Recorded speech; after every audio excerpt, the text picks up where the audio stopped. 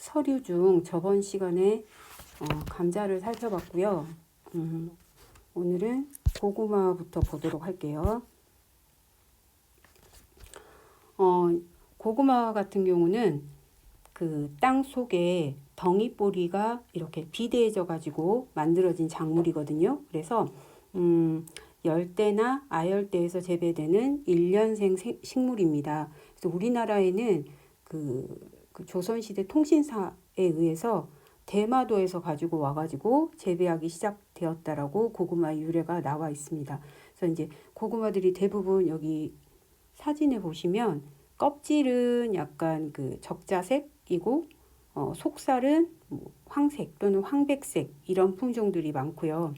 여기 그 육질이 호박처럼 노란 이 가운데 있는 이 그림 같은 경우는 호박고구마 또는 다른 말로 송노란 고구마라고도 이야기를 한답니다. 그래서 보라색일 때는 자색 고구마도 요즘 많이 먹죠.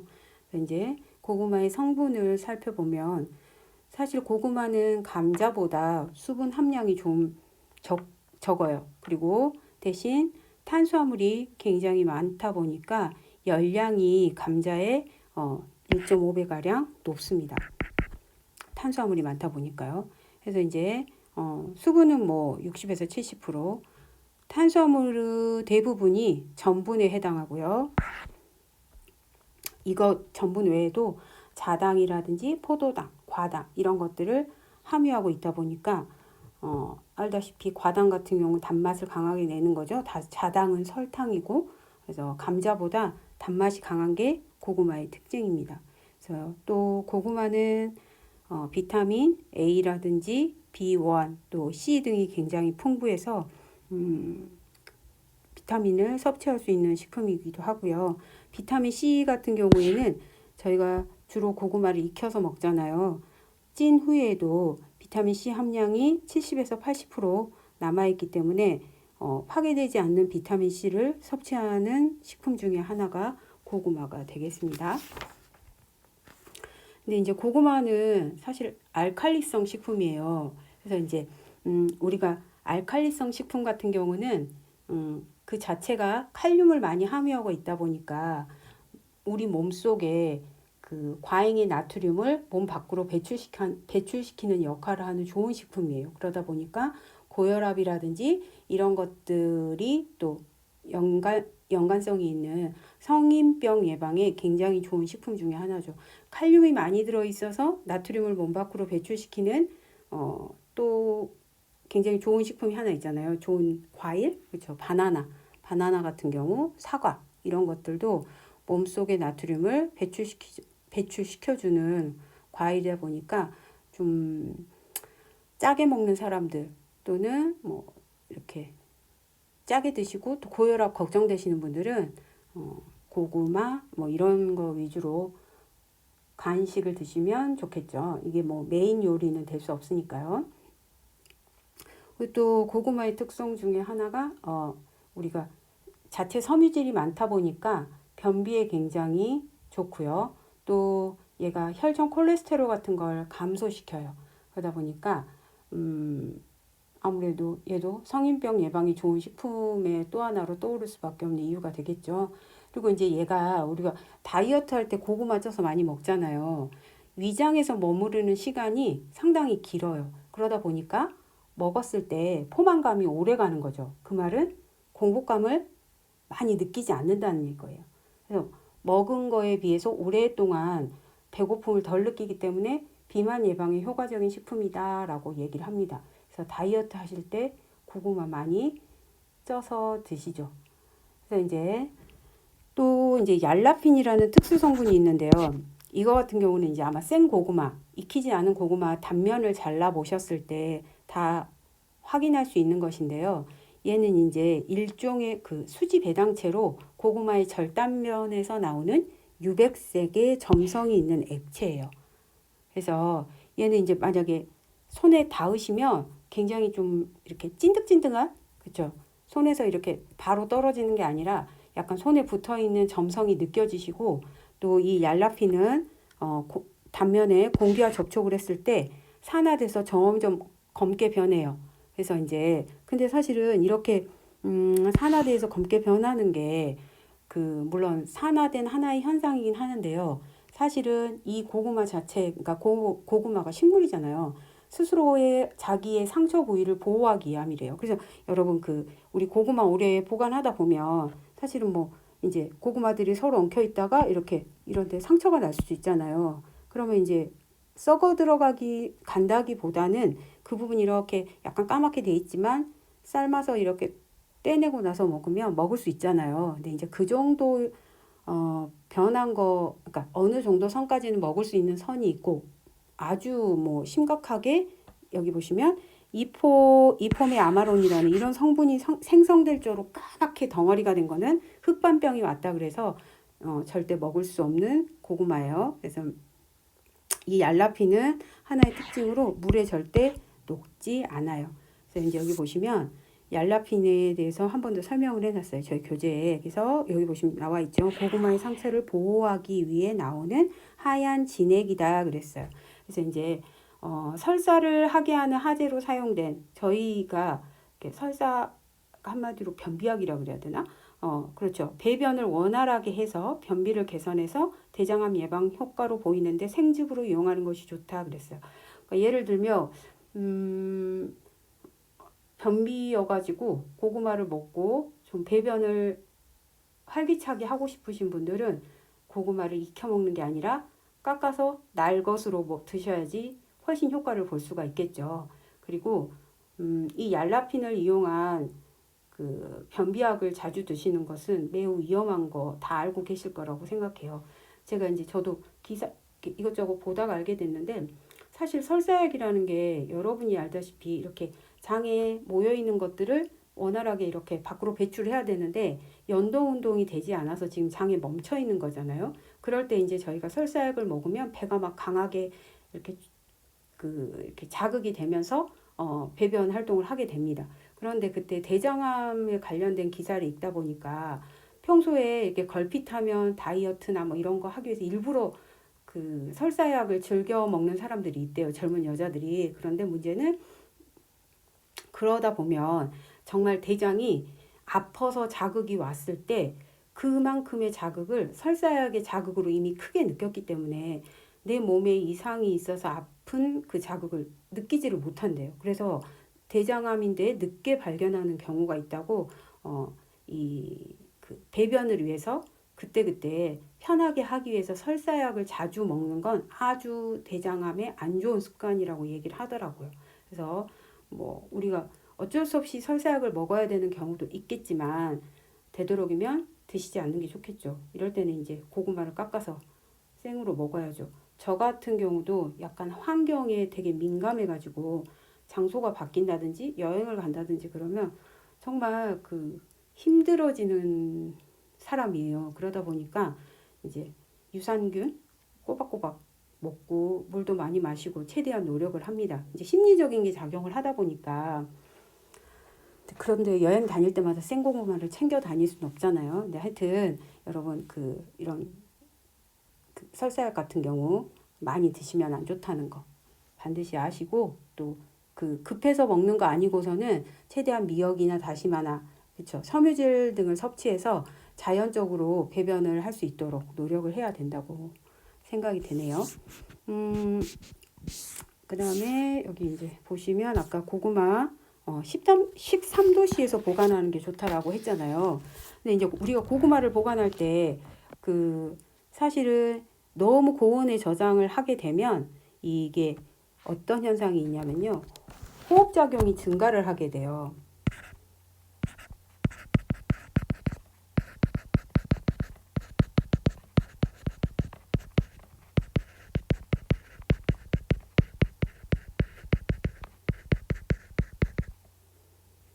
그렇게 되면 어떻게 될까요? 당연히 고구마가 가지고 있는 영양분이 소모가 됩니다.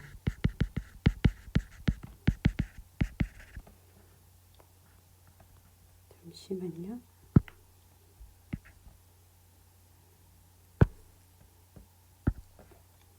제가 좀 글씨를 더 가늘게 할게요. 너무 가늘어졌네. 영양분이 소모가 되면서 결국엔 이제 어떻게 되겠어요? 따뜻한데 계속 보관하시면 발화가 되죠. 싹이 나옵니다. 그러면 이제 상품성이 떨어지게 되죠. 저희가 먹기 힘든 상태가 되는 거예요. 그래서 13도씨 정도에서 보관하는 게 적당하고요. 그래서 이제 이 안에 포함하는 12도에서 15도씨가 적당하다라고 층마다 약간씩 다르게 나와 있습니다. 그래서 이제 고구마 같은 경우는 저희가 가정에서 보시면 뒷베란다 약간 서늘한 곳 이런 데 보관을 하시잖아요. 그래서 되도록이면 발화가 되지 않도록 조절해서 보관하시는 게 좋아요. 근데 요즘에 보니까 고구마 값이 정말 비싸더라고요. 그래서 또 고구마 같은 경우도 집에 많이 저장할 수 없는 게 사실 우리가 뒷베란다가 항상 이 온도를 유지하기 좀 어렵잖아요. 그래서 소량씩 사다 먹다 보니까 고구마가 절대 싼 그 식품이 아니에요. 굉장히 비싼 고가의 식품이죠. 그래서 이 양 혹시 사시거나 뭐 생겼다면 저장을 잘 하셔서 오랫동안 먹을 수 있도록 잘 보관에 신경을 써주시면 좋을 것 같아요. 다음은 이제 고구마가 가진 특성 중에 갈변 현상이란 게 있어요. 고구마에는 사실은 이제 여기 보시면 그 클로로겐산이 함유되어 있어요. 고구마 자체에. 그러다 보니까 이게 이제 저희가 고구마를 먹기 위해서 절단을 하다 보면 이 폴리페놀 산화효소가 이 클로로겐산에 작용을 해서 폴리페놀 화합물을 만들어요. 그러다 보니까 그게 결국엔 무엇을 만듭니까? 멜라닌을 만들죠. 멜라닌이 뭐였어요? 저희가 그 갈색을 나타내는 거였잖아요.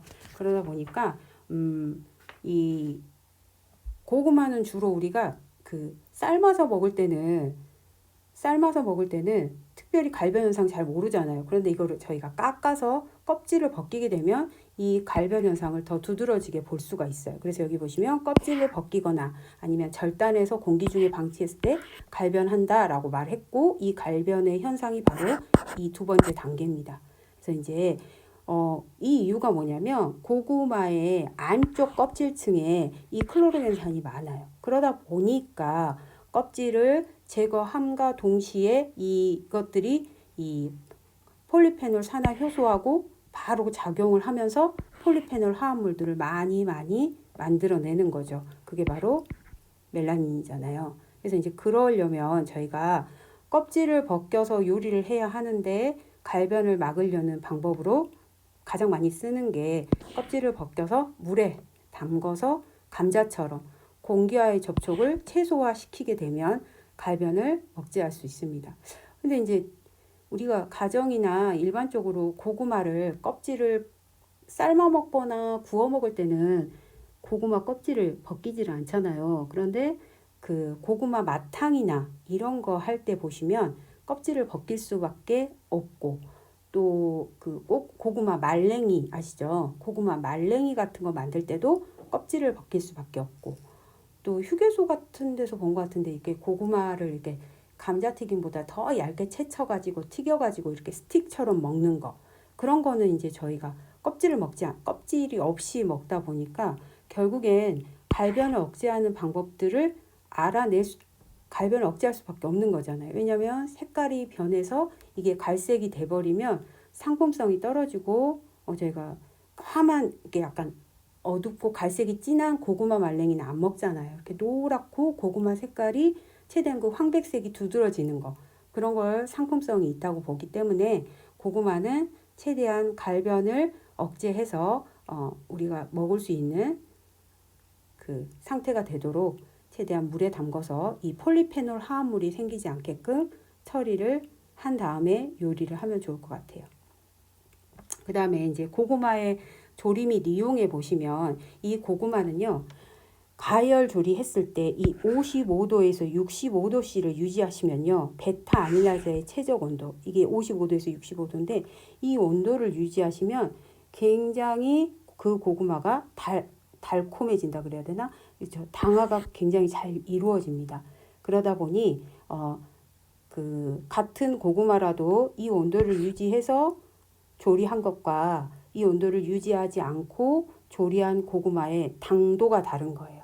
그래서 이제 우리가 사실은 우리가 고구마나 감자처럼 좀 전분질이 큰 덩어리 식품 있죠. 이런 것들을 이렇게 통으로 구울 때는 그 속까지 전분이 완전히 호화될 때까지 그 중심부까지 충분히 우리가 가열을 해야지 다 익었다라고 먹잖아요. 그런데 이제 이렇게 될 때까지 센 불에서 굽다 보면 속은 안 익었는데 이제 겉만 까맣게 타버리잖아요.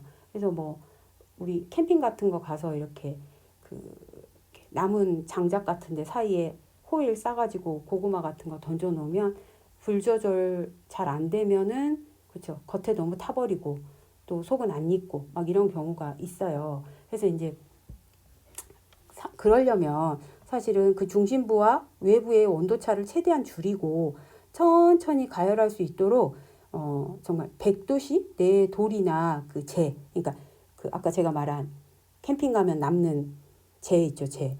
그게 한 100도 정도 됐을 때 오래 묻어두시면요, 사실은 서서히 따뜻해지기 때문에 최적 온도가 이 온도, 55도에서 한 70도까지, 그러니까 직접 가열이 아니잖아요. 이미 그 100도 정도, 90에서 100도 정도 그 열을 머금고 있는 그 사이에 이 차가운 고구마나 감자를 넣어주게 되면은 얘네들한테 이 전도되는 열들이 100도가 될 수가 없죠. 왜냐하면 우리가 그걸 계속 가열하는 게 아니라 이제 그 돌이나 재들은 식어가는 거잖아요. 숯불들은. 그러다 보니까 오히려 그거보다 낮은 열이 이렇게 전도되다 보니까 사실은 이 온도가 유지가 될 수 있어요. 그러다 보면 이 베타 아밀레이즈 같은 이 전분 분해 효소의 작용이 상당히 활발해져요. 그러면 그 이제 전분 분해를 하기 때문에 그 안에 고구마의 메가당이라든지 포도당 같은 게 막 그 생성이 되는 거죠. 그러다 보면 단맛이 증가할 수밖에 없어요.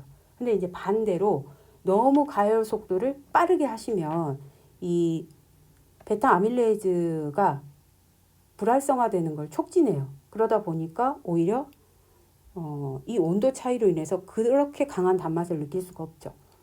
그래서 이제 우리 그 고구마 말랭이 같은 경우는 이렇게 햇볕에 그냥 말렸을 때 단맛이 자체적으로 증가하는 것도 햇볕이 가진 따뜻한 열기가 베타 아밀레이즈를 좀 더 활발하게 작용할 수 있도록 해줬기 때문이에요. 그래서 말랭이 같은 경우도 상당히 달고 꺼내 보시면 그 표피에 그 하얗게 곶감 표면에 붙어 있는 것처럼 그런 거 보신 적 있을 거예요. 그래서 이제 삶은 고구마보다 구운 고구마가 훨씬 더 달게 느껴지는 원리를 아시겠어요? 그래서 삶은 고구마는 아시잖아요. 물에 넣고 센 불에서 저희가 빨리 익히려고 굉장히 세게 익히잖아요. 그래서 익는 속도는 빠르지만 똑같은 그 고구마를 이런 100도씨의 열을 가진 돌 사이나 이렇게 숯 사이에 은근히 익힌 고구마에 비해서는 더 높은 당도를 가져오기는 어렵다는 거예요. 그래서 이제 고구마는 이런 온도에 따라서 이 베타 아밀레이제가 당화를 시킨다. 아니면 베타 아밀레이제가 불활성화돼서 당화시키는 결과를 초래하지 못한다. 뭐 이런 식으로 차이가 있습니다. 그다음에 이제 저희가 이제 고구마를 살펴봤으면 이제 나머지 서류들에 대해서 조금 볼 건데요. 이제 우리가 그 여기서 아까 제가 설명 하나 안 한 게 있는데 잠깐 앞으로 오시면 여기 이제 고구마도 분질 고구마가 있고 점질 고구마가 있어요. 그래서 이제 사실은 우리가 고구마를 쪄서도 먹고 구워서도 먹고 고구마 튀김도 해 먹고 뭐 샐러드도 먹고 굉장히 다양하게 실제적으로 고구마를 섭취하는 것도 있고 또 반대로 또 그 고구마를 가지고 고구마 전분으로 가공해서 사용하는 것도 있고 제과에도 쓰고 또 저희가 먹는 그 잡채 당면으로 이 고구마가 원료가 될 수도 있고 물엿이나 고추장 이런 거의 가공 원료로도 고구마를 상당히 많이 사용을 합니다.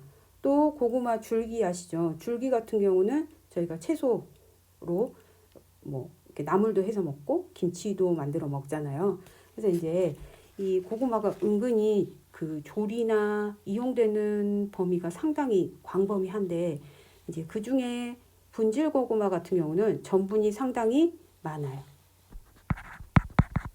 그리고 얘는 그래서 사실은 분질 고구마는 전분이 많다 보니까 아까 말했죠. 전분이 많으면 베타 아밀레이즈가 이 전분을 많이 분해할수록 저희가 단맛을 느낄 수 있잖아요. 그러다 보니까 얘는 식용에 적합해요. 그래서 저희가 많이 먹는 건 이 붐질 고구마예요. 그런데 점질 고구마에는 사실은 이 전분이 좀 별로 없고 당분이 많아요. 그러다 보니까 얘는 식용보다는 자체에 가공해서 얘는 전분 있죠. 저희가 먹는 전분가루, 뭐 예를 들어서 탕수육 같은데 마트에 가보시면 고구마 전분, 감자 전분, 옥수수 전분 이렇게 전분도 다 종류가 있어요. 전분이라든지 또는 동물의 사료 제조에 많이 사용되는 게 점질 고구마입니다.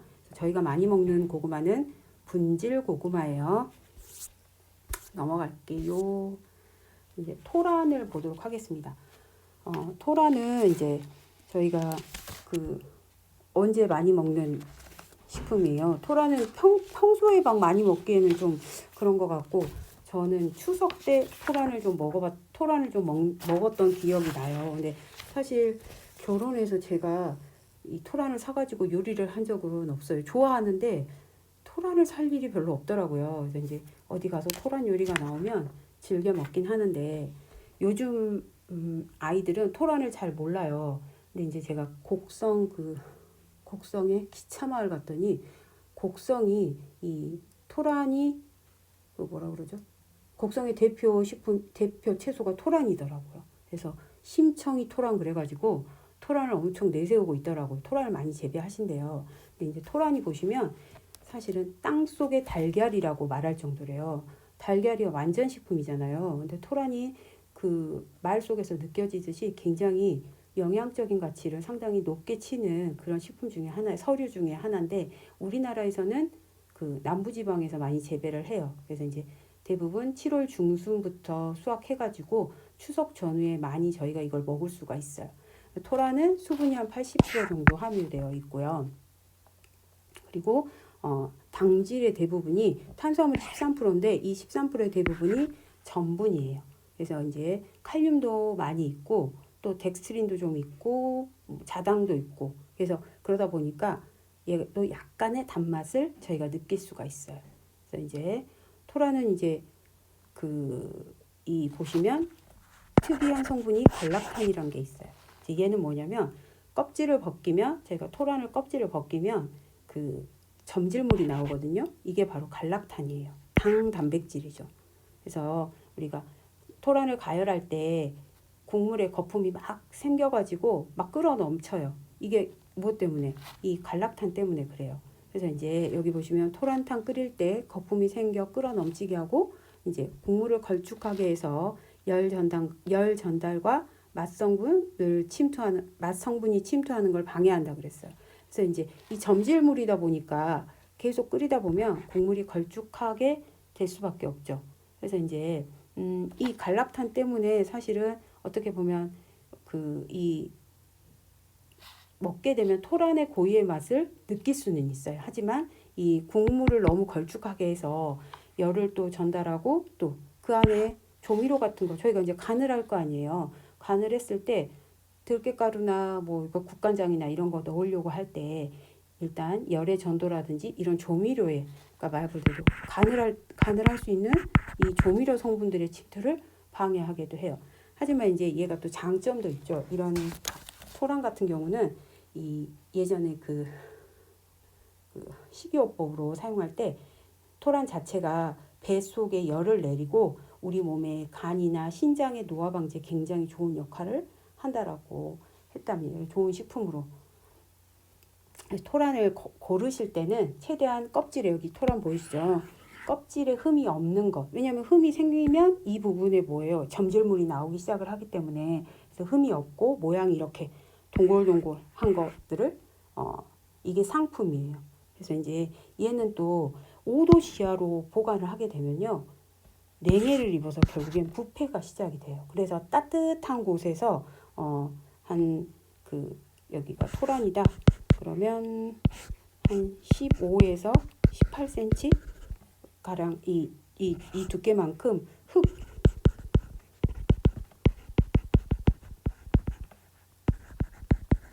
이 흙을 이렇게 덮어서 보관을 하시게 되면 겨울에도 얘를 이제 보관할 수 있는 거죠. 냉장고 보관이 아니에요. 이제 이렇게 되면 한 겨울에도 냉해를 방지할 수 있어요. 그래서 토란을 혹시 사오시면 이거 냉장고에 두시면 절대 안 되겠죠.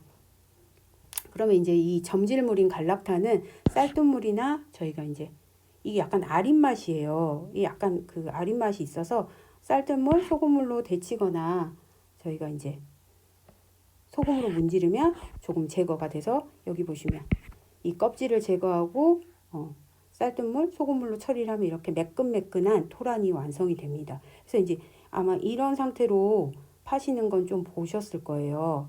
그래서 이제 뭐 조리수에 1%의 소금을 넣으면 쉽게 응고된다. 이게 요리하실 때 데쳐낼 때 소금 넣어서 데쳐내셔도 됩니다. 그래서 이제 우리가 이 토란은 토란탕 뭐 이런 걸로 주로 조리해서 많이 드시고, 토란 줄기는 토란 나물 아시죠? 껍질을 벗겨가지고 건조시켜서 나물로도 이용을 하죠. 육개장이나 뭐 닭게장 같은 데 많이 들어가기도 하고, 명절에는 이제 근데 이제 저는 약간 알러지 같은 거라 그래야 되나? 아시죠? 이 아린 맛 때문에 이렇게 잘 삶아지지 않으면 입에 딱 먹는 순간 목에 간질간질한 그런 게 좀 있더라고요.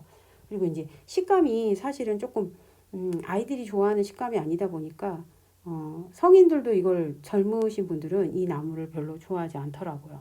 그래서 이제 좀 뭔가 보편적인 서류가 아니다 보니까 이렇게 호불호가 있는, 아마 급식하실 때 토란을 편하게 사용하시지는 못하셨을 거라고 생각을 합니다. 하지만 이제 굉장히 좋은 식품 중에 하나라는 것을 아시고, 이 아까 제가 말씀드린 그 목이 간질간질한 아린 맛은 호모젠티스산이라는 성분 때문에 그럽니다. 그래서 동남아시아 같은 경우는 이 토란을 주식으로도 많이 이용을 한답니다. 아무래도 따뜻한 지방에서 많이 재배할 수 있다 보니까 동남아시아는 뭐 연중 따뜻하잖아요. 토란을 재배해서 이제 우리와 아마 다른 방식으로 조리해서 섭취하고 있겠죠.